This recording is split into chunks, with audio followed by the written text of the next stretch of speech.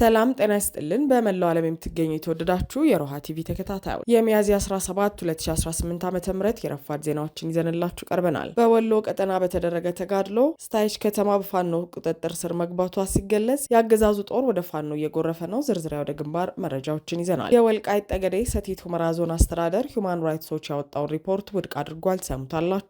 የአውሮፓ ህብረት በኢትዮ ሱዳን ድንበር ላይ ወታደራዊ ውጥረቱ ወደ ቀጠናዊ ጦርነት እንዲያመራ ገለልተኛ ታዛቢዎች እንዲሰማሩ ጠይቀዋል። የህብረቱን መግለጫ ይዘናል። የቴዲ አፍሮ እንቅስቃሴ መገታቱ ተነግሯል። ደህንነቱን በሚመለከት የቅርብ ሰዎቹ ያሉት ነገር አለ። ብልጽግና ፈናውን ቀጥሏል። የአሜሪካ ተደራዳሪዎች ለሰላም ንግግር ወደ ፓኪስታን ሊጓዙ መሆኑ ሲነገር፣ ኢራን በበኩሏ የታቀደ ቀጥተኛ ንግግር እንደሌለ ገልጻለች። ውድ አድማጭ ተመልካቾቻችን አብራችሁ ልትቆዩ ከፈቀዳችሁ እነዚህ መረጃዎች በዝርዝር የምናሰማችሁ ይሆናል። የሮሃ ቲቪ ወቅታዊና ሀቀኛ መረጃዎች እንዲደርሷችሁ ቻናሉን ሰብስክራይብ፣ ላይክ እና ሼር በማድረግ አሁኑኑ ቤተሰብ ይሁኑ። በወሎ ቀጠና በተደረገ ተጋድሎ ስታይች ከተማ በፋኖ ቁጥጥር ስር መግባቷ ሲገለጽ የአገዛዙ ጦር ወደ ፋኖ እየጎረፈ ነው። በወሎ ቤተ አማራ ጋዞ ወረዳ በተደረገ ተጋድሎ በርካታ አገዛዙ ወታደሮች ሲደመሰሱ የወረዳው መቀመጫ በሆነችው ስታይች ከተማ ፖሊስ ጣቢያውን ጨምሮ ቁልፍ ወታደራዊ ስፍራዎች በፋኖ ቁጥጥር ስር መግባታቸው ታውቋል። ከትናንት በስቲያ ሚያዝያ 15 2018 ዓ.ም ጀምሮ ትላንት ውሎውን በተደረገ ተጋድሎ ስልታዊ እርምጃ በመውሰድ ውጊያውን በበላይነት የመሩት አርበኞቹ በርካታ የቁም ምሽጎችን ጭምር መስበር የጠላት ኃይልን አሽመድምደው ወሳኝ ወታደራዊ ስፍራዎችን በቁጥጥራቸው ስር ማስገባታቸው ታውቋል። ውጊያውን ተከትሎ ስታይሽ ከተማ የሚገኘው የወረዳው ጤና ጣቢያ በአገዛዙ ቁስለኛ ወታደሮች መጨናነቁ ተገልጿል። ውጊያው እስከ ትናንት ምሽት ድረስ በቀሩት የከተማው አካባቢዎች የቀጠለ ሲሆን አርበኞቹ አካባቢውን ሙሉ በሙሉ ነጻ ለማውጣት በከፍተኛ ወታደራዊ ስለንቦና ታጅበው ግስጋሴያቸውን ቀጥለዋል። በሌላ በኩል በጎጃም ቀጠና ከሸበል በረንታና በእነማይ ወረዳ በንጹሐን ላይ ግድያና ዝርፊያ ሲፈጽም በነበረ የአገዛዙ ኃይል ላይ ፋኖ ከባድ እርምጃ ተወስዷል። በየዶሃ ከተማ መነሻውን አድርጎ ወደ ደጀን በመጓዝ ላይ በነበረው የአገዛዙ ሰራዊት ላይ ነው ፋኖ ሊመከት የማይችል መብረቃዊ ጥቃቱን የፈጸመባቸው። ፋኖ ልዩ የቆረጣ ማጥቃት ጥበቡን ባሳየበት በዚህ ተጋድሎ አበዛው ደምል የተባለ ቅጥረኛ ባንዳን ጨምሮ በርካታ ቁጥር ያላቸው የአገዛዙ ወታደሮች መደምሰሳቸው ታውቋል። ይህ በእንዲህ እንዳለ በአማራ ሕዝብ ላይ የተደቀነውን የህልውና አደጋ ለመቀልበስ እንደ ሕዝብ እየታገለ በፊት አውራሪነት የተሰለፈውን የአማራ ፋኖ ብሔራዊ ንቅናቄ አታጋይ ድርጅት መመስረቱን ተከትሎ በርካታ የአገዛዙ ወታደሮች በሁሉም የአማራ ግዛቶች በየቀኑ ፋኖን እየተቀላቀሉ ይገኛሉ። ትናንትን ጨምሮ በተከታታይ 2 ቀናት ውስጥ 6 የአገዛዙ ሰራዊት ከነሙሉ ትጥቃቸው የአፋብን ሸዋ ጠቅላይ ግዛት አሳምነው እዝን ተቀላቅለዋል። በተመሳሳይ መረጃ ከብልጽግናው 104ኛ ልዩ ዘመቻ አየር ወለድ ኮማንዶ ክፍለ ጦር አንድ የሰራዊቱ አባል የመሐመድ ቢሆነኝ ኮር እስቴጉማ ተራራ ክፍለ ጦርን ከነሙሉ ትጥቁ ተቀላቅሏል። በሌላ የአውደ ግንባር መረጃ ከትናንት በስቲያ ሬሽን በማቀበል ላይ የነበሩ የአገዛዙ ወታደሮች በፋኖ ክፉኛ መመታታቸው ይታወቃል። ታዲያ የአፋብን ሸዋ ጠቅላይ ግዛት አሳምነው እዝ ከሰም 2ኛ ኮር በቡልጋ ክፍለ ጦር በፋኖ ሰራዊት ከፍተኛ ጉዳት ያስተናገደው የአገዛዙ ወራሪ ኃይል ከምሽቱ 11 ሰዓት ተኩል ላይ የኮሩ አካል በሆኑት በነበልባል ክፍለ ጦር ቃኝና መሐንዲስ ነብሮ ሻለቃ ልዩ ቦታው ከሰም ወንዝ ተብሎ ከሚጠራው ስፍራ በጀግኖቹ በተፈጸመ በብረቃዊ ጥቃት የምርኮኛው ብርሃኑ ጁላ ሰራዊት ከፍተኛ ጉዳት ማስተናገዱን እዙ በመረጃው አረጋግጧል። የወልቃይት ጠገዴ ሰቲት ሁመራ ዞን አስተዳደር ሁማን ራይትስ ዎች ያወጣውን ሪፖርት ውድቅ አደረገ። የወልቃይት ጠገዴ ሰቲት ሁመራ ዞን አስተዳደር ዓለም አቀፉ የሰብአዊ መብት ተሟጋች ድርጅት ሁማን ራይትስ ዎች ሰሞኑን ያወጣውን ሪፖርት ውድቅ አድርገዋል። ዓለም አቀፉ የሰብአዊ መብት ተሟጋች ድርጅት ሁማን ራይትስ ዎች በትግራይ ተወላጆች ላይ የሚፈጸመው በደል አልቆመም በሚል ያወጣው ሪፖርት የወልቃይት ጠገዴ ሰቲት ሁመራ ዞን አስተዳደር መሰረተ ቢስና እውነታውን ያላገናዘበ ሲል ውድቅ አድርጎታል። ዞኑ ሚያዝያ 15 2018 ዓ.ም ባወጣው ይፋዊ መግለጫ ሪፖርቱ የተጠናበት ዘዴም ሆነ የቀረቡት ክሶች ሙሉ በሙሉ የፖለቲካ ፍላጎት ያረፈባቸው ናቸው ሲል በጥብቅ ተቃውሞታል። መግለጫው እንደጠቀሰው ሁማን ራይትስ ዎች እንዲህ ያለውን ከባድ ክስ ለማቅረብ የተጠቀመው የ40 ግለሰቦች ቃለመጠይቅ ተአማኒነት ያለው ናሙና ሊሆን አይችልም ብሏል። በተለይም መረጃዎቹ በስልክና በርቀት የተሰበሰቡ መሆናቸው መረጃ ሰጪዎቹ የህወሓት ደጋፊዎች ወይም የተለየ ፖለቲካ ፍላጎት ያላቸው አካላት ሊሆኑ እንደሚችሉ አስተዳደሩ ስጋቱን ገልጿል። ሪፖርቱ አካባቢውን የምዕራብ ትግራይ አወዛጋቢ መሬት ብሎ መጥራቱ የወልቃይት ጠገዴ ሰቲት ሁመራ ህዝብ ያለውን ታሪካዊና ህገ መንግስታዊ ጥያቄ ያላከበረ መሆኑን በመግለጫው ተጠቅሷል። አካባቢው በ1983 ዓ.ም በህገወጥ መንገድ ወደ ትግራይ ክልል መካተቱ መዘንጋት እንደሌለበት ያሳሰበው መግለጫው አስተዳደሩ የፕሪቶሪያን ስምምነት የሚያከብረው ለሰላም ቅድሚያ ለመስጠት ሲል ብቻ እንደሆነ አጽንኦት ሰጥቷል። በሪፖርቱ የተጠቀሰው የዘር ማጽዳት የሚለው ቃልና 740 ሺህ ተፈናቃዮች አሉ የሚለው ቁጥር ከህወሓት መዋቅሮች የተገኘና ሆን ተብሎ ለፕሮፓጋንዳ ፍጆታ እንዲውል የተጋነነ ነው ሲል አስተዳደሩ ውድቅ አድርጎታል። የትግራይ ተወላጆች መታወቂያ ይከለከላሉ እንዲሁም የመንቀሳቀስ መብታቸው ይታገዳል የሚለው ክስ መሰረተ ቢስ መሆኑን መግለጫው ጠቅሷል። ለዚህም እንደማሳያ በቅርቡ በሁመራ ከተማ ለነዋሪዎች የከተማ ቦታ ሲታደል ምንም አይነት የብሔር ልዩነት ሳይደረግ የትግራይ ተወላጆችም እንደ ማንኛውም ዜጋ እኩል ተጠቃሚ መሆናቸውን በመግለጫው ተመልክቷል። በአሁኑ ወቅት በሺዎች የሚቆጠሩ የትግራይ ተወላጆች ከአማራ ወንድሞቻቸው ጋር በሰላም እየኖሩ መሆኑንና ማንኛውም በወንጀል ያልተሳተፈ ተፈናቃይ ወደ ቀዬው እንዲመለስ ጥሪ መደረጉን አስተዳደሩ አስታውሷል። አስተዳደሩ በማጠቃለያው ሂውማን ራይትስ ዎች ሚዛናዊ ግምገማ ከማድረግ ይልቅ አስቀድሞ የተዘጋጀ የፖለቲካ ትርክት ላይ ማተኮሩን ገልጾ እንዲያሉ ማዕቀቦችና ዓለም አቀፍ ጣልቃ ገብነቶችን የሚጠይቁ ሪፖርቶች ውጥረትን ከማባባስ ውጭ የሚፈይዱት ነገር የለም ሲል አሳስቧል።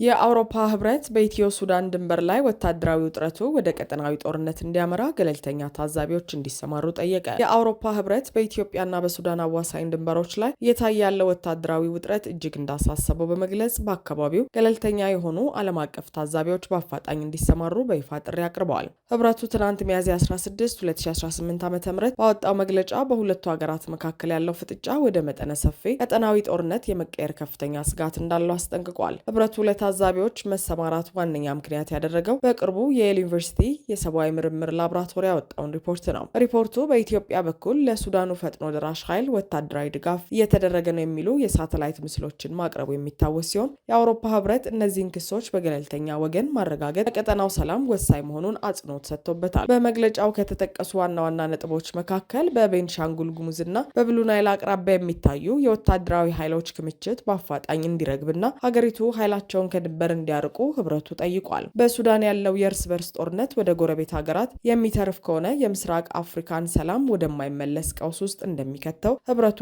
ያስታወቀ ሲሆን አለመረጋጋቱ ከሱዳን የሚሰደዱ ዜጎችን ለመርዳት የሚደረገውን ዓለም አቀፍ ጥረት እያስተጓጎለ መሆኑን ጠቁሟል። ምንም እንኳን የሱዳን ጦርና የብሉ ናይል ግዛት ባለስልጣናት ይህንን የህብረቱን ጥሪ የሚደግፉ ቢመስሉም የኢትዮጵያ መንግስት ከዚህ ቀደም መሰል ክሶችን መሰረት የሌላቸው በማለት ውድቅ ማድረጉ ይታወሳል። ይሁን እንጂ ለዛሬው የአውሮፓ ህብረት ጥሪ እስካሁን የተሰጠ ይፋዊ ምላሽ የለም።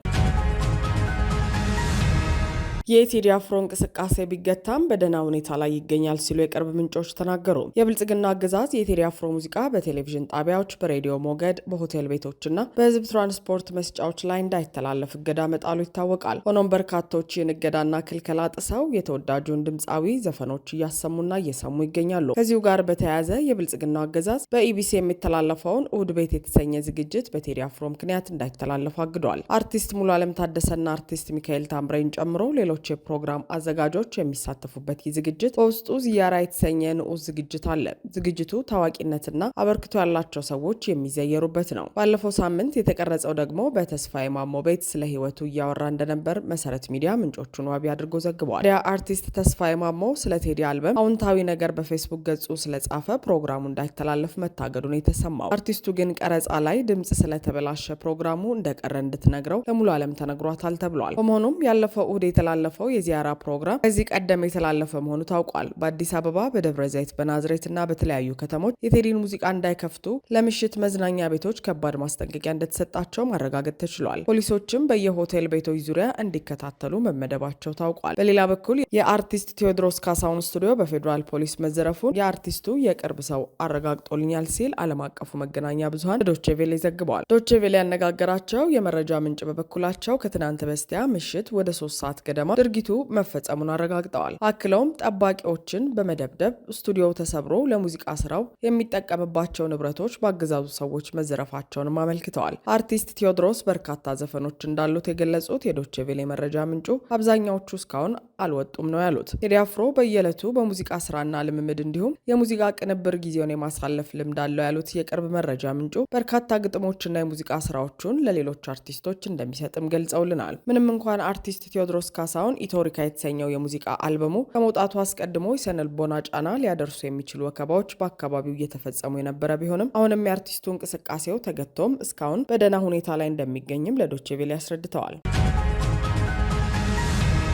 የአሜሪካ ተደራዳሪዎች ለሰላም ንግግር ወደ ፓኪስታን ሊጓዙ መሆኑ ሲነገር ኢራን በበኩሏ የታቀደ ቀጥተኛ ንግግር እንደሌለ ገልጻለች። የኢራን ውጭ ጉዳይ ሚኒስትር አባስ አራግቺ ትናንት ምሽት ፓኪስታን የደረሱ ሲሆን የፕሬዚዳንት ትራምፕ አስተዳደርም ሁለት ተደራዳሪዎችን ወደ ዋና ከተማዋ ኢስላማባድ እንደሚልክ ገልጿል። እንደ ዋይት ሀውስ ገለጻ የትራምፕ ልዩ መልእክተኛ ስቲቭ ዊትኮፍ እና አማቻቸው ጃሬድ ኩሽነር ቅዳሜ ወደ ኢስላማባድ የሚበሩት ኢራን በአካል መነጋገር ስለፈለገች ነው። ንግግሩ ውጤታማ የሚሆን ከሆነ ተደራዳሪው ቡድን መሪ የሆኑት የአሜሪካ ምክትል ፕሬዚዳንት ጄዲ ቫንስ ወደ ፓኪስታን ለመጓዝ ዝግጁ መሆናቸውን የዋይት ሀውስ ፕሬስ ኃላፊ ካሮሊን ሌቪት ተናግረዋል። በኢራን የውጭ ጉዳይ ሚኒስትር በኩል የወጣው መረጃ ግን ከዚህ የተለየ ነው። ከኢራን የውጭ ጉዳይ ሚኒስትር አባስ አራግቺ ጋር አርብ ምሽት ኢስላማባድ መድረሳቸውን የገለጹት የሚኒስቴር መስሪያ ቤቱ ቃል አቀባይ ኢስማኤል ባቃይ ሚኒስትሩ ከፓኪስታን ከፍተኛ አመራሮች ጋር እንደሚነጋገሩ ገልጸዋል። አክለውም በኢራንና አሜሪካ መካከል እንዲካሄድ የታቀደ ስብሰባ የለም፣ የኢራን ምልከታዎች ለፓኪስታን